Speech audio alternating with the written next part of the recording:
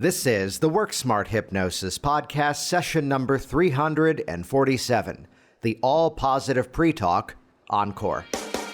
Welcome to the Work Smart Hypnosis Podcast with Jason Linett, your professional resource for hypnosis training and outstanding business success. Here's your host, Jason Linett. Hey, it's Jason, and I'm going to be a little bit brief in the introduction to this week's episode because if you listen carefully, I maybe only have about 70% of my voice right now, and feeling fine, feeling perfectly healthy. I've just been at a business mastermind for the last 4 or 5 days. Constant work in terms of workshopping new ideas, networking with other business owners, in terms of strategies to level up a lot of what I offer and create greater impact out there in the world. And a lot of late nights in cold weather outdoors, and thus the scraggly sound of my voice, which is why this week's episode is our very first ever encore episode, which is a fancy way of telling you we're about to replay a previous episode of the program. Yet the one that we've chosen goes back to, first of all, episode number 1, where this program premiered in June of 2014 with something called the All-Positive Pretalk. Because the way that most hypnotists do their pre-talk in advance of their session, truth is, they actually scare their clients with concerns and fears that they likely did not have. Let's call this out. The people who are reaching out to you for services utilizing hypnosis for change probably aren't afraid that they're going to be made to do things they normally would not do. And here's something slightly provocative. Maybe they're holding on to some useful belief system that they see you as someone who, in some ways, could help them to do something they normally would not do. So kind of dismissing the classic pre-talk structure, I did not intend this to be as groundbreaking as it was for a lot of people in this industry, and this is the thing that I get some of the best feedback on. Instead, let's do the hypnosis pre-talk in a way that sets the foundation for a successful experience, rather than brings up fears they likely don't have. Now, we're not about to replay episode number 1. Instead, a little while ago, we did an episode called the All-Positive Pretalk 2.0, and we're about to transition over to the lecture content of that session. And here's why we've decided to replay this episode. Here's why we've decided to offer you an encore of this episode. See how we did that? It's because, first of all, so often as I see people entering into this industry, whether they're joining our public Work Smart Hypnosis community or even the other groups that are online, most often the challenges that people would face in their sessions doesn't necessarily relate to things that happened during the hypnosis session. No, it's a matter of what did not happen in advance of the session, and that's the theme you're really going to hear all the way through this all-positive pre-talk lecture. On top of that, a lot of you have been with me since day 1 and perhaps are some of those people who are using this strategy. And here's what's cool to go through it once again. Do you hear that? It's like sandpaper, right? Sounds so good. Here's what you're going to notice. First of all, over time, you've probably made some of these strategies your own. And that helps you to reinforce to yourself how your specific way of doing it may be slightly better for you, in which case, more power to you. On the other hand, you may hear certain nuances of this all-positive pre-talk lecture and realize, oh yeah, I haven't been doing that part. And oh yeah, here's that client that we ran into a bit of a challenge, and if I had done that, might have gone better. This is really one of the big messages that we put out there in the hypnosis industry, that part of the reason why I am where I am right now is that I never looked at a training opportunity and went, oh, I've already done that. I don't need that. I can think back to a time where here's all the variations of parts therapy that I've trained and interacted with and even came up with my own along the way. So the passion for ongoing education and the ways of looking at creating greater flexibility. There's some schools of thought out there in our field that would often get to a place of labeling a client as being resistant or not yet ready for change. And to say it respectfully, I think most of us have done hypnosis more than our clients have. So if you've been trained in a protocol that's teaching you to label your clients as resistant or jump to conclusions too quickly with themes like secondary change, recognize that again, because we've done hypnosis more than our client has, we have a bit more responsibility to be flexible. So just because one technique may not be an exact fit, guess what? Do something else. Which is a big theme of our upcoming Work Smart Hypnosis Live, an online event, by the way, an event that we keep selling out. And I've brought on Richard Nongard once again for a guest host training along with this. And actually, the day that this episode releases, this is why I'm not about to record a whole hour by myself, and we're about to jump to a recording. The day that this releases is actually the kickoff date of our October group, which actually sold out about a month in advance. And if you're listening to this in October of 2021, we've just announced another Work Smart Hypnosis Live event that's kicking off in January. And for those of you that have been tracking this event, a couple of updates. First of all, for those in North America, it's going to be in the early morning, early afternoon time frame, so slightly different than our regular evenings. And that means for those of you in the UK, those of you in Europe, it's a much more reasonable time frame. And for those of you in Australia and New Zealand, wait for the next one. Unless you want to hang out with us at 2 a.m. I mean, I'd hang out with you at 2 a.m. because you're awesome. But we keep moving around the time of this to make it convenient for those around the world. There is an extreme early admission rate currently available by checking out WorkSmartHypnosisLive.com to watch the entire video tour of the program at the top and hear from some of the past students who have been successful going through the event. Check that out at WorkSmartHypnosisLive.com. And here we go into the Wayback Machine with episode number 347, the All-Positive Pre-Talk Encore. Hey there, I'm Jason Linett, and this is the All-Positive Pre-Talk. And I'm excited for you to use this technique because you're going to find that this is a strategy that's going to make you more effective in your process. You're going to be telling your client exactly what they're going to experience, rather than the old school pre-talk, which is all about explaining what is not going to happen. Let's reframe the hypnotic experience, and by doing so, set up a much better experience. Rather than just using the pre-talk to dispel the myths and misconceptions of the process, let's use our pre-talk to actually pre-frame the process and set the client up for that incredible client success. So I will tell you ahead of time that this whole mechanism of teaching hypnosis through way of a video screen is something I've been doing for quite some time, whether it's my online hypnosis training, Hypnotic Workers, or Hypnotic Business Systems, my business training. I mention those because there's a whole mechanism of how I like to teach, which is to make it very easy for you to digest the information, which is why there's no handout for this presentation. Well, there is a handout, but it's not a traditional handout. Instead, it's a transcription of this exact presentation that you're watching right now.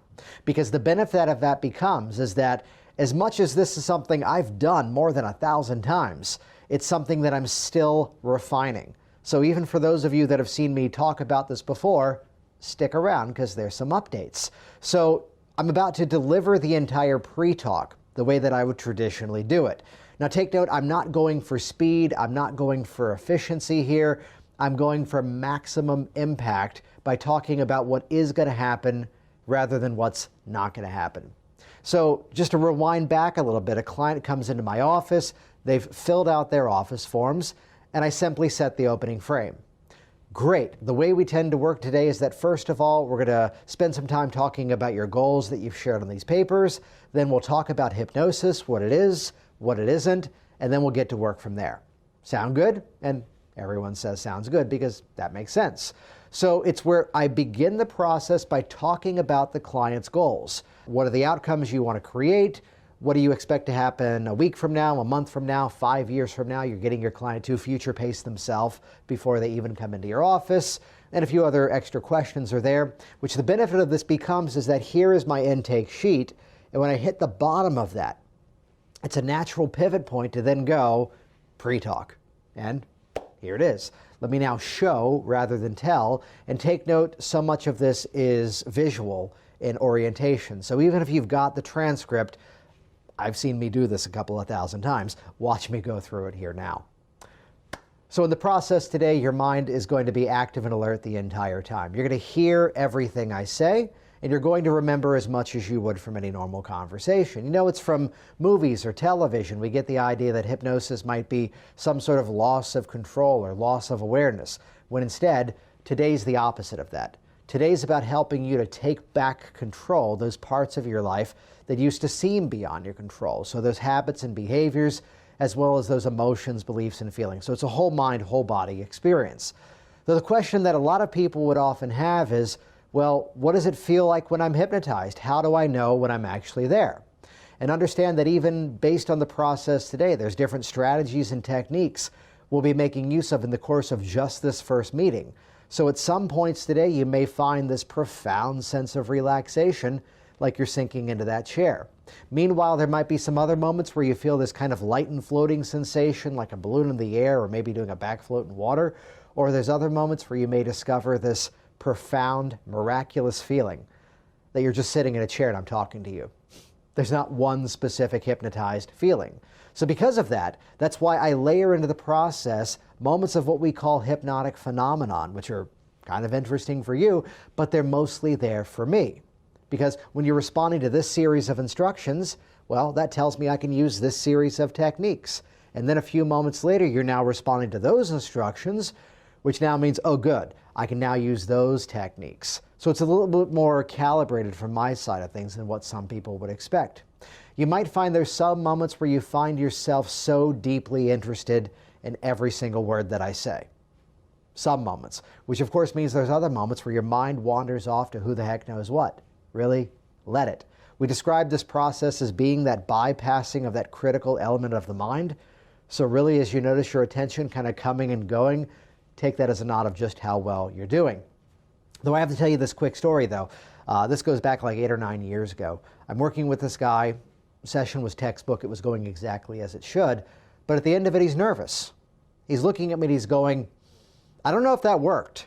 Like halfway through, my nose was itching. If I scratch my nose, does that pop me out of hypnosis? So because of Frank, I have to explain to everybody, you're allowed to scratch your nose. Seriously, you can scratch, cough, or adjust, whatever it is. I don't judge. Whatever you have to adjust, go right ahead. Just helps you to relax even further. Do you have any questions before I hypnotize you?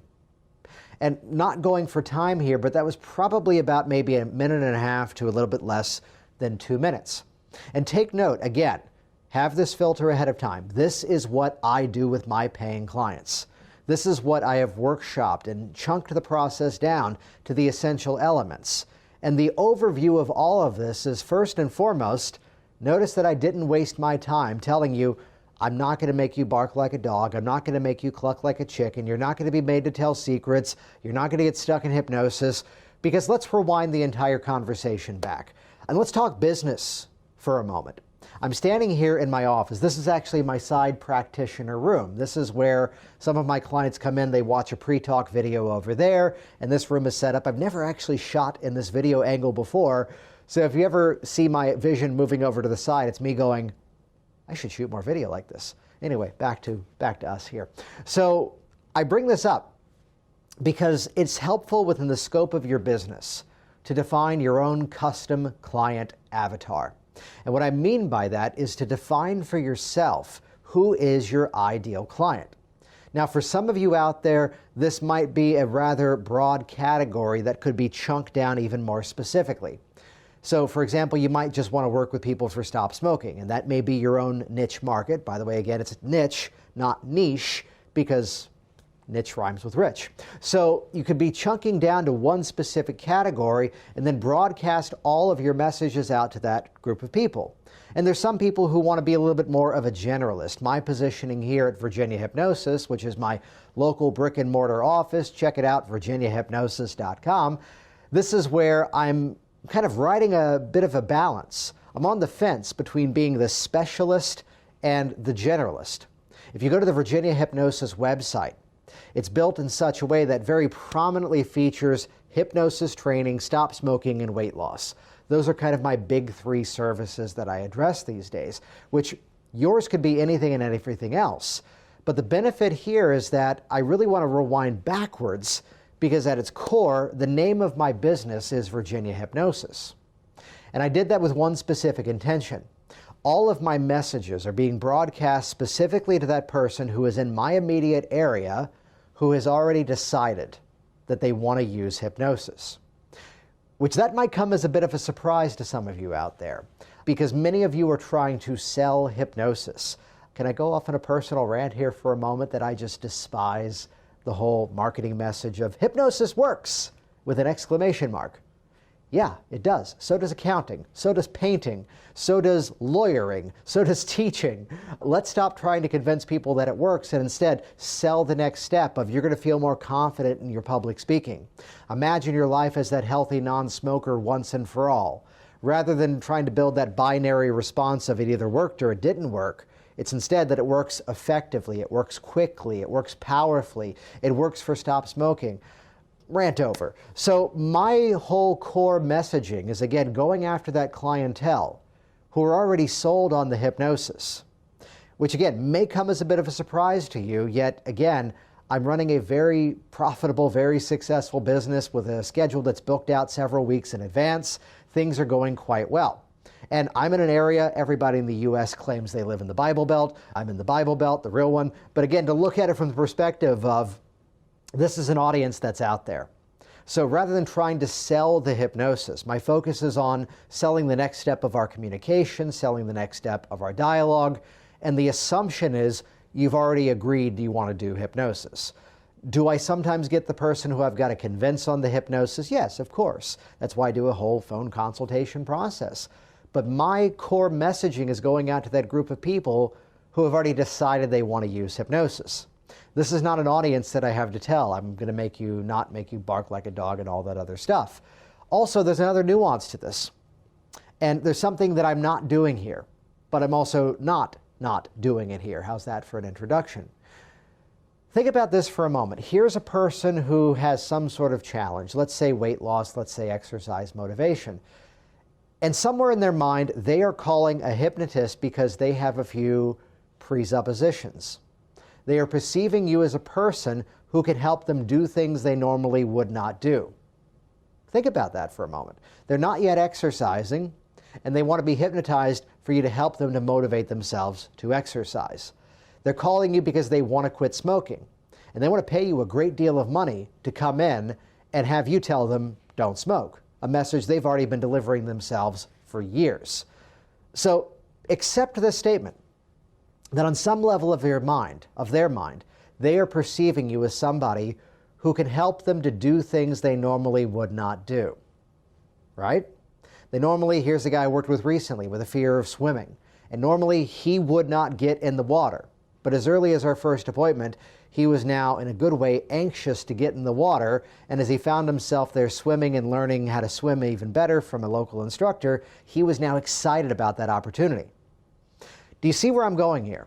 We're highlighting the fact that people are reaching out to our industry because they have a perception as to what it is that we can and cannot do. So, respectfully, how dare you tell your client, I can't make you do things you normally would not do? Now, I never outwardly say, I can make you do things you normally would not do. No. But instead, I ride that delicate balance of not quite answering that question, or not even bringing it up, as the case is here. It's also that awareness that you don't want to be giving negative suggestions that are not your intended result. A few examples of this. I know some people who in their hypnotic pre-talk talk about, now you could resist the suggestions I'm about to give you, but that's not why you're here. Well, that's not why they're there, so why the hell bring it up? So think about this for a moment. How do we take the entire hypnotic pre-talk structure and change the dialogue in such a way that now I'm going to be talking about what is going to happen rather than what isn't going to happen? And how do I also shape the process in such a way that I'm politely, respectfully, and professionally addressing all the concerns and fears that some people might have, but by doing so in a way that I'm not planting new fears that they didn't have in the first place? Credit goes to Sean Michael Andrews for this little nuance, to not look a client in the eyes and say, I'm not going to make you tell secrets today. Because if that wasn't their fear, now it is. So in the shape of this, I'm going to deliver it one more time here. This way you're going to have multiple transcriptions of the same process in this dialogue, because again, it's never the same thing. It's always customized to the individual. And even so, to rewind backwards even further, remember a little while ago I mentioned that the clients come in with their forms. We'll talk about what you've shared here in hypnosis, what it is, what it isn't, and then get to work. Sound good? If I see some hesitation, that might be a place where I do the pre-talk earlier in the conversation. So, take two. So in the process today, your mind is going to be active and alert the entire time. You're going to hear everything I say, and you're going to remember as much as you would from any normal conversation. Though many people would have the concern that perhaps hypnosis is some sort of loss of control or loss of awareness, when really instead of that, this is a process of helping you to take back control, those parts of your life that may have seemed beyond your control before. So your habits and behaviors, as well as your emotions, your beliefs and feelings. So it's a whole mind, whole body experience. Though the question that often pops up is, well, what does it feel like when I'm hypnotized? And understand that everything is subjective from one person to another, even in terms of the individual strategies we're going to make use of together today. So there may be some moments where you find yourself feeling so deeply relaxed that it feels like you're sinking into that chair. Meanwhile, there's other moments where you might notice this kind of light and floating sensation, like a balloon in the air or maybe doing a float in water. Or there may be some other moments where you discover this absolutely miraculous feeling that you're just sitting in a chair and I'm talking to you. There's not just one specific hypnotized feeling, which because of that, that's why I'm going to layer into the process today moments of hypnotic phenomenon, moments that are rather interesting for you, but they're mostly there for me. So when you're responding to this series of instructions, that tells me I can use this series of techniques. And then a few moments later, when you are clearly much deeper in hypnosis responding to those instructions, that tells me I can use those techniques as well. So it's a little bit more measured from my side of things than what some people would expect. In addition to that, there may be some moments where you find yourself so deeply interested in every single word that I say. Some moments. Which of course means there's other moments where your mind wanders off to who knows what, which really, let it. We already described this as being that bypassing of that critical awareness. So really, as you notice your attention coming and going, that's often that feeling of your subconscious mind integrating those suggestions, that change work. Though before we get started, there's one last thing I have to mention here. A guy who came to me a few years ago had a bit of a concern. We did our session, everything went textbook, but at the end of it, he was nervous. And he goes, I don't know if that worked. Like halfway through, my nose was itching. If I scratch my nose, does that pop me out of hypnosis? So because of Frank, I have to tell you today, you're allowed to scratch your nose. You can cough, sneeze, or adjust whatever it is. I don't judge. Go right ahead. Just helps you to relax even further. Do you have any questions before I hypnotize you? And there we go. So that is that all-positive pre-talk, which you could just make use of that as it's written. It's a little bit more conversational than the standard, more formal hypnotic pre-talk. But let's take this moment and actually break it down chunk by chunk, step by step, because my training style is that it's my job to at times give you the insane level of thinking behind all that I do, which is not so you can go off and become the Jason Linett clone. No, it's instead so you can go off and make it your own, to make it your own. This is why I teach in terms of my business training. I don't just teach what I did many years ago to get started. I'm often teaching what I'm actually doing right now and what's actually working right now. Because the benefit of that becomes, well, then members of the community go off and they make things their own. And then I'm looking and going, oh, that's good. Let's do that too. So again, the more we're all successful, the more we're all successful. So the process begins. To rewind back once again, the way we tend to work together is we'll chat through your goals. We'll talk about hypnosis, what it is, what it isn't. Then we'll get to work from there. If you take one thing from this presentation, please let it be that sentence. Because just that opening framework eradicates the issue I've heard from many people out there that here comes my first client for hypnosis and we've now spent 2 hours talking about the problem and we ran out of time to actually do the session. The majority of you out there are not talk therapists. So unless you are using conversational hypnosis to begin to chip away and eradicate the issue, you are not helping your client. There. It's been said. The longer that I spend in that intake interview process talking about the problem, respectfully, the more we are often digging the hole deeper in terms of how big of a problem that client's issue is. So my intake process is efficient, it's direct. I'm asking only outcome-based questions. So how would you like that to be different? What's the story you want to be telling me the next time you're here that's going to validate just how well this is working for you? What's that success story you want to be talking about years from now? These are the questions that are now putting the answers in terms of what they're going to be doing differently, rather than how big of a problem this thing has been up until now. So because of that, and also working through that intake form, that's given me the roadmap, which the benefit is when we get down to the bottom of the page, it's a seamless transition to now take further control of the session and begin the pre-talk, which has me in and out of my intake process in typically 10, 15 minutes nowadays. It's not for the sake of get on with it. It's for the sake of focusing the process on where we're going. We do things differently. It's a beautiful frame to work from. So that now gives me a seamless transition into the pre-talk without a get ready.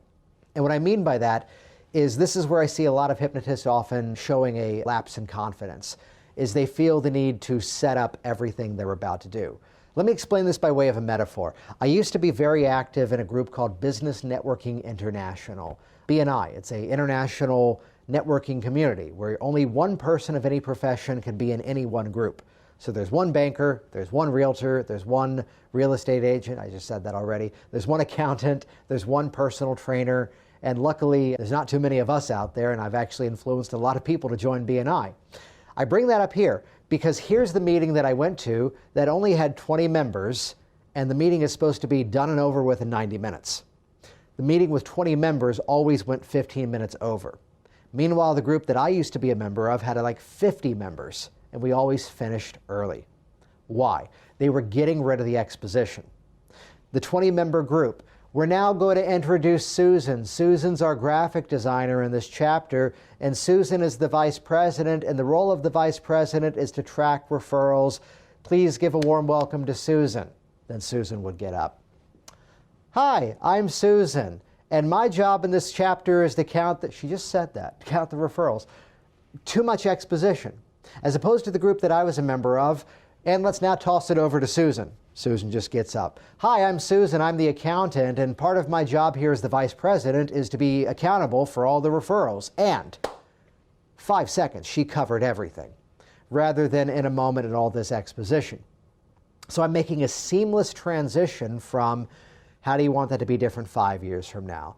Okay, great. So in the process today, your mind is pre-talk, pre-talk, pre-talk.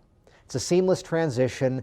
It just conveys that confidence, gets us on with the process effectively, naturally, respectfully, in a wonderful way.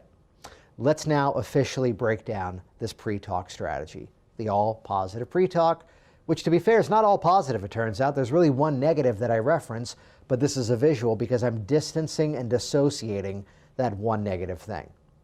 I begin the process with what's commonly referred to as truisms. Statements that are absolutely verifiably true. These are pacing statements. So in the process today, you're going to hear everything I say, and you're going to remember as much as you would from any normal conversation. Let's break that down. As long as the person has a sense of hearing, they're going to hear everything that I say. And even if they may doze off slightly, it takes some time to get to the deeper levels of deep restorative sleep. In those dozing off phases, think of it like when they're driving late at night and they start to kind of, nod off. There's still memory retention within that phase. And because of the active nature of my hypnotic process, I'm making use of a lot of testing convincers and NLP interventions inside of the hypnotic experience. My clients don't have the opportunity to accidentally fall asleep during the session because I am keeping them moving and active and collaborative the entire way through. So I've kind of negated that issue in my process. So absolutely, you're going to hear everything I say and remember as much as you would from any normal conversation. Pause there. We don't remember everything from a conversation anyway. So rather than saying you're going to remember everything, which you won't, instead I'm saying something that's absolutely true. A little bit of a side note, I often would have a client go, well, I remember what happened. And here is the way that I honestly respond to my clients. The way that I am in this interaction with you, the way that I am on the podcast, is the same Jason Linett that I am working with my clients, the same way that I am at home. I'm typically not in a shirt and tie in the office these days, but I had a photo shoot this morning and, hey, the camera's set up, let's keep going and make this pretty. Respect the purple. So the format of it would be that, again, I'm saying things that are absolutely true. You're going to hear everything I say. You're going to remember as much as you would from any normal conversation. Clients would ask, will I remember the entire process? Here's my honest response. And if you do it this way, sorry. Well, there are some people who would find some benefit of clouding the entire hypnotic experience in amnesia. That you would leave this office and not actually know what happened, which may hold on to the value of the process deep within your subconscious mind. Well, you'll see that in the process we're going to make use of today, there's two reasons why I don't do that to people. The first is I'm going to be teaching you self-hypnosis techniques you can do anytime, anywhere without anyone knowing you're doing something. And if you didn't remember the techniques that I taught you, why should I bother teaching them to you? So the fact that you're going to remember the process makes you even more effective to build that independence within you rather than a dependence upon having to come back to me, because these are techniques you can take with you. And again, there's some people who would do hypnosis and have you forget everything and not remember the session, which I don't do that to people because it's frickin' creepy to go somewhere for an hour and not know what happened, so I don't do that to people either. And a sense of calm now washes over the room. Yay, this is a good thing. So there's the opening setup. You're going to hear everything I say, and you're going to remember as much as you would from any normal conversation, because we don't remember everything from a conversation anyway. If I do have a client down the road who goes, I don't remember the entire session, I can now refer back. Ooh, Sales 101, satisfy objections before they arise. I am eradicating the majority of problems that would arise during a session by addressing them in the pre-talk. This is what your pre-talk should be focused on. So if they say I don't remember everything, well, I told you you wouldn't. And on top of that, there is a natural dream-like quality to the process for the simple nature that so many things happen in a short amount of time. When you first wake up from a dream, you may have more of a vivid memory of it, but then eventually some of it fades away. The important stuff sticks with you, and we're now satisfied. Rather than being a loss of control, notice the distancing and dissociating. Loss of control is that thing all the way over here. Rather than being a loss of control like we'd see from movies or television. Instead, this is a process of helping you to take back control. My body language has moved from this disgusting, horrible thing over there, which we're not doing, instead to this beautiful framework of the two of us working together. So I'm using some body language here, some spatial anchoring, some analog marking, and all sorts of other strategies that we can nerd out on language and lingo here to highlight that rather than being this loss of control of this thing over here, instead, this is a process of helping you to take back control of those parts of your life that used to seem beyond your control. Those habits and behaviors, as well as those emotions, beliefs, and feelings. It's a whole mind, whole body approach. So I'm giving myself leverage to work on this issue on multiple layers. The other nuance to this is that sometimes I have their client forms here off to the side. Rather than being a loss of control, instead, I pick up their forms. Today's just simply about helping you to take back control of all this stuff. Sound good? And they always kind of giggle at that and go, yeah. So that's another variation of it. Though the question that often pops up is, what does hypnosis feel like? And get ready, folks, here comes your favorite friend, the listing pattern. Rather than being, so some people would have the question of, what does hypnosis feel like? Well, understand this, there's not just one specific hypnotized feeling. There may be some moments where you feel this profound relaxation, like you're sinking into that chair. There might be other moments where you notice this kind of light and floating sensation, like in water perhaps, or a balloon in the air. Or there may be some other moments where you discover this almost miraculous feeling that you're just sitting in a chair and I'm talking to you. There's not just one specific hypnotized feeling. Pause there. What have I now accomplished here? I didn't feel hypnotized. We're hedging this one off. Sales 101, satisfy objections before they arise. We are eradicating this issue by giving a bit of a menu. That you may feel a heaviness of relaxation, you may feel a light and floating sensation, you may just feel like you're sitting in a chair. And these are those three categories that I would very often hear. Now, without getting to a negative tone here, I know of some people who would say to their clients and even teach their students to repeat the phrase, there is no such thing as a hypnotized feeling. I think that's doing people a disservice. And if you're saying that, stop it already. Because people often do have an incredible subjective experience from the hypnotic process. Here's a dude who was in my office last week that those eyelids were fluttering like crazy, and he could feel that. And how dare you say to a client like that, there's no such thing as a hypnotized feeling. Here's the one who said, I felt like I was just sinking and melting into the chair. And how dare you say to that person, there's no hypnotized feeling. Here's the one who was feeling this amazing out-of-body floating and looking down, observing themselves. And I wasn't even using a process to emulate that sort of experience. And yet she had that profound kinesthetic experience, visuals as well. When once again, how dare you say to that person, there's no such thing as a hypnotized feeling. Instead, there is not just one specific hypnotized feeling. Might be this, might be this, might be that. Now, a bit of a backstory here. For those of you that listen to the Work Smart Hypnosis podcast, that comes out every Thursday, free downloads at worksmarthypnosis.com, everywhere that podcast can be found. We've done more than 180 sessions. It's been downloaded nearly 300,000 times all around the world. Free information, interviews with top professionals, tips and tricks to help you in your sessions and your business. And session number 1, my premier Work Smart Hypnosis session, was actually on this strategy. Here's an update. Rather than saying it may feel like this, may feel like this, and may feel like that, I am pre-framing that there's going to be peaks and valleys inside of the hypnosis session. So given the strategies we're going to use in this process today, there may be some moments where you feel a heavy relaxation. There may be other moments where you feel a light and floating sensation, and even other moments today where you feel this profound, almost miraculous feeling that you're just sitting in a chair. I'm talking to you. So the difference nowadays is I'm pre-framing that the session is not going to be just one texture. And a little bit of a note on that last one, I'm going for a laugh there on purpose. I'm looking to build up. You may feel this profound, miraculous feeling that you're just sitting in a chair and I'm talking to you.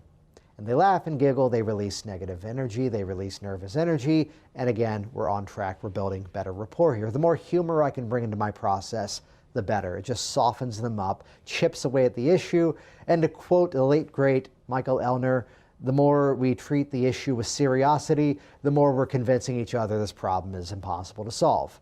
Let's have some fun with this thing. I want you laughing at your issue before the session begins. That's one of the subtext of my process as I work with my clients.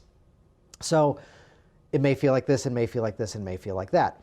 A little bit of an extra credit nuance here would be the fact that as you're watching your client, calibrate with them. See which one they visually and kinesthetically respond to the most. You may be talking to them and you see them sinking heavy into the chair. You may see them becoming light and floating. You may see them do the peaks and valleys of all three, at which point you've got a highly suggestible person on your hands. You are not going to be working hard that day. May feel like this, it may feel like this, it may feel like that. That opens up a loop that we need to close though, because then, well, how do I know when I'm hypnotized? Well, because of that, that's why I'm going to layer into the process moments of hypnotic phenomenon. Moments that are kind of interesting for you, yet they're mostly there for me. What have I now accomplished here? I have set up in advance the fact that I'm going to do some hypno stunts, some hypnotic magical moments during the time together today, which without saying this in advance, why the hell would I make their arms stiff and rigid? If I don't set this up in advance, why would I lock their eyelids shut or stick their hand to the chair or in the middle of the session have them open their eyes and discover their arm has been floating up over the last few moments? I am now giving myself permission, let's phrase it this way. I am now giving myself permission to let things become a little weird sometimes in an appropriate way. Because we're using these magical hypnotic phenomenon moments to calibrate to the individual, which that's a true statement. Also, I'm a big proponent of using hypnotic conviction in the process. This is why there's so much content inside of my Hypnotic Workers library about how do we reliably build this phenomenon in such a way that I'm able to build it with practically everybody that I work with in a systematic format. So I've now given myself permission to do things that are a hypnotic nature, which now are going to have a specific reason inside the process, rather than going, why is my arm getting stiff and rigid? Instead, now it's motivated. Now there's a reason. So in the process today, and get ready for some wonderful embedded commands coming your way. In the process today, what does it feel like? Because of that, that's why I'm going to layer into the process moments of hypnotic phenomenon, which are mostly for you, but they're also there for me. Because when you're responding to this series of instructions, what if I just told my client, you're going to be following my instructions. Because when you're responding to this series of instructions, that tells me I can use this series of techniques, and I'm drawing a visual across. And then when you are much deeper in hypnosis, responding to those suggestions, that tells me I can use this series of techniques. So it's a much more calibrated process than what most people would expect. And the whole reason that I do that is to be able to look down the eyes of my client and tell them, you are deeply hypnotized. Chip away at that state before we even officially go there. I'm also, again, building that presupposition that you're going to be following my instructions, and that's what's going to make this process effective. It's also showing some level of, let's call it out, hack science expertise, because that is a true statement, but not entirely the case at times, because if you're following the Harry Aaron's depth scale, 1 to 6, of catalepsy to amnesia and aphasia to anesthesia and such, to profound hallucinations, it's not the only model of hypnotic depth. It's perhaps the most workable, in my opinion, but we can violate that model in a conversational way without a formal hypnotic trance state. But if I am working in a format where I'm going to be calibrating to the individual, and I know I want someone at a level of an Aaron's 4 before I use these techniques, I might be using my sequence of using glove anesthesia for dissolving away anxiety or cravings or whatever it may be as my little checkpoint to go, yep, I'm at the desired depth, I can now use this strategy. So again, I'm telling the truth the whole way through the process and also setting up in advance that now I can do these hypno-stunt moments and set the process up for a much more successful experience. Responding to these suggestions, it tells me this. Responding to those suggestions, it means that. Go for some theatrics here. There may be some moments where you find yourself so deeply interested in every single word that I say. Some moments. Which of course means there's other moments where your mind wanders off to who the heck knows what. Let me now introduce you to my favorite phrase, which is depending on the rapport in the room. If you've ever been through my trainings before, you've heard me use this phrase a lot, which is my catchphrase for the client, use dirty words in our conversation, which means game on, now I get to as well. So if they've dropped the F, if they've dropped the S, if they've said these words, then I mirror and match and I feed it right back. And my line is always the same. Oh, great, now that you've used it, I get to use it as well. See people where they are, help them to get where they want to be. So, forgive the language, but again, these are examples of the client has used the language, so now I'm going to model and match it back at them. So there may be some moments where your mind is so deeply interested in every single word that I say. And sometimes your mind wanders off to who the hell know what, or many other much filthier options of that one.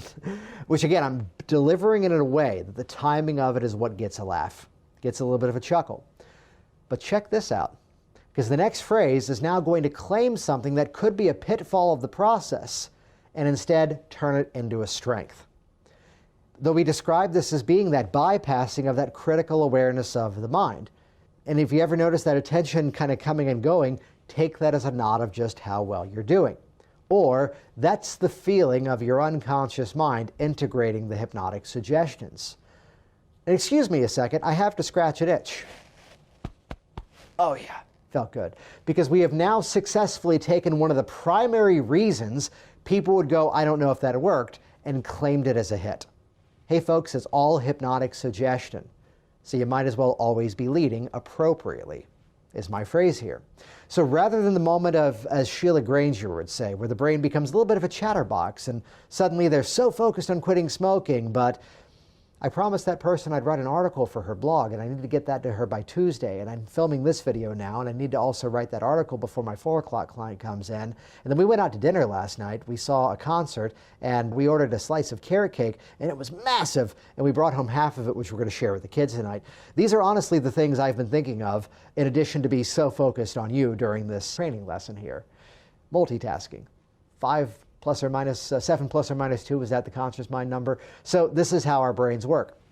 This is something that's going to be happening. I was thinking about that itch. This is something that's going to be happening during the session no matter what. No matter how profoundly deep they are in hypnosis, Sheila's right, the brain's going to be a bit of a chatterbox. So if there's no way to prevent that, let's claim it. Let's make use of it. I've even been known to say this at times, and I do back up the statement. There's some moments where I'm using a style of work which is about catching your conscious mind up in a story, because embedded in the story are powerful hypnotic phrases which lock into your unconscious now. So it's where I'm using strategies on purpose that are getting that mind kind of wandering away. So again, we're claiming what could have been every reason why this didn't work, instead to be every reason why I got this. This is going to be easy, which is a big catchphrase in the process I use with my clients here. So whatever framework of that makes sense for you. The last nuance is the little bit of a playful way of bringing up the fact that you're allowed to move around throughout the process. So in my session, again, I'm interactive with the clients. I've been given permission to physically interact with their arm. So because of that, though, I'm going to make use of this little nuance to bring up the fact that they may need to move around because they're going to be sitting there for a while. Now, here's a way of doing it without the story.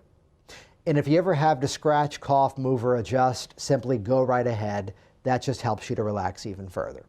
You could use that phrase. Mine is a true story, which timing is everything. I'll show you the way that I used to do it, though don't do it this way. It's the story of a guy who came here like 8 or 9 years ago, which this really was 8 or 9 years ago. And at the end of the session, he was nervous as he was kind of concerned that it didn't work. And I would pause there, which would introduce a theme. So instead now I just keep rolling. He was concerned. He goes, yeah, like halfway through my nose was itching. If I scratch my nose, does that pop me out of hypnosis? Does that mean it didn't work?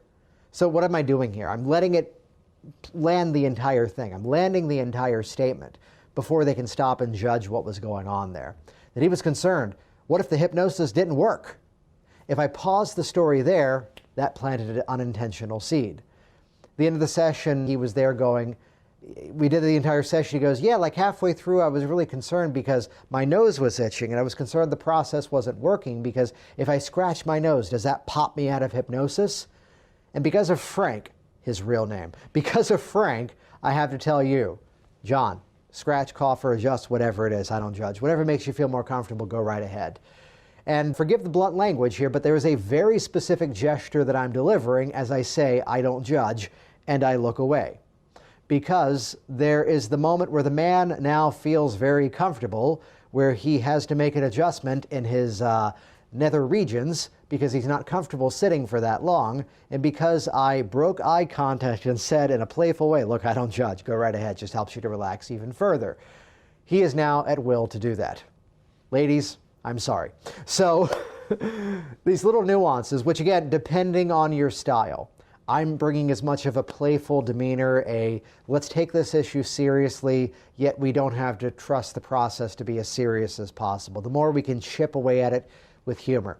The final nuance of the pre-talk, full credit to Sean Michael Andrews, where do you have any questions before I hypnotize you, is the final statement. Which, if you don't like that phrase, what that's doing, though, is it's planting a presupposition. I'm going to hypnotize you. Now, some of you are of the school of thought to say all hypnosis is self-hypnosis.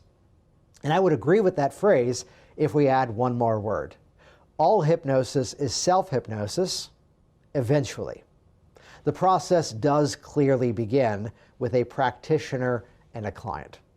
The process clearly begins with an operator, a facilitator, and not to use the word in a pejorative way, but a follower. They are following your instructions. So it's where, to look at the process, it does begin a little bit more in a leading aspect. And I found more effectiveness in my work as a hypnotist to start with the mindset that I am helping this person fix this issue. I am helping them change a thing. I am helping them create a change, which then there comes a transfer of ownership, and they're able to maintain it on their own from that point forward. So all hypnosis is self-hypnosis, eventually, is really my internal dialogue. I don't voice this with my clients, and yes, there is sometimes the aspect that we do get a better foot in the door with the old party line of all hypnosis is self-hypnosis. Just in my mind, I'm pausing a beat and going, eventually, because that is my true opinion on that. So if you are of the school of thought to go all hypnosis is self-hypnosis, you can modify that for yourself.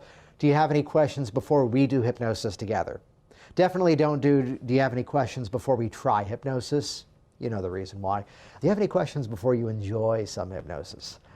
Don't be creepy. So looking at it from the perspective of it's all flexible.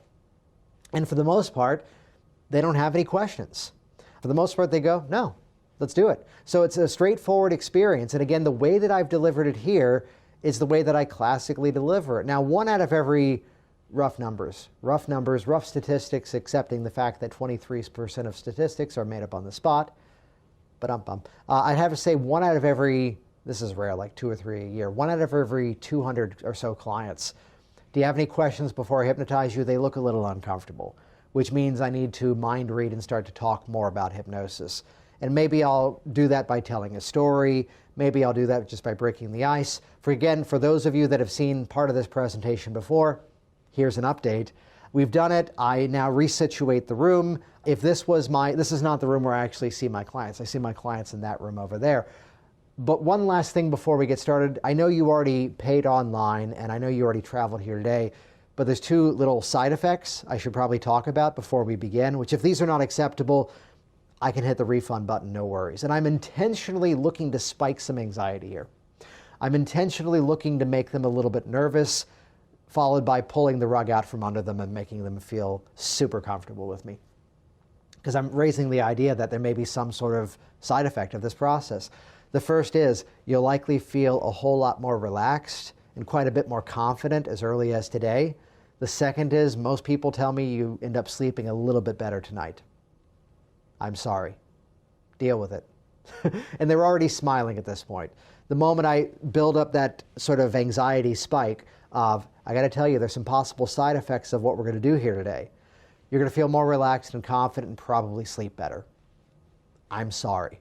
And they start to laugh. Yeah, we're good. And then I'm situated over. I'm beginning my process from there. So that is the all-positive pre-talk, which the nuances here. If there's ever a negative, distance and dissociate. Frame the process as being effective. Now also take note, I've done this based on the way that I work with my clients. You might be a different style of practitioner.